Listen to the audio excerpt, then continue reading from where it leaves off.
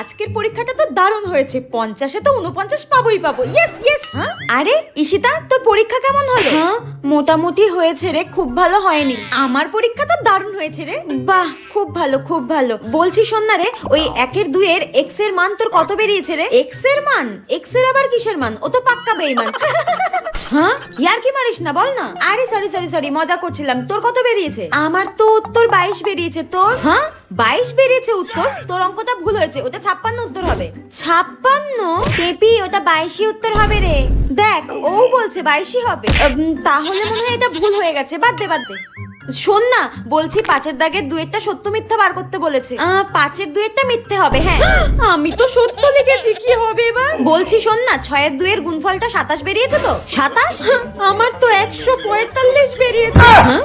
আমার না মনে হয় পরীক্ষা ভালো হয়নি, বুঝলি তো? বাড়ি থেকে লাথি মেরে বের করে দেবে আমাকে। দেখ।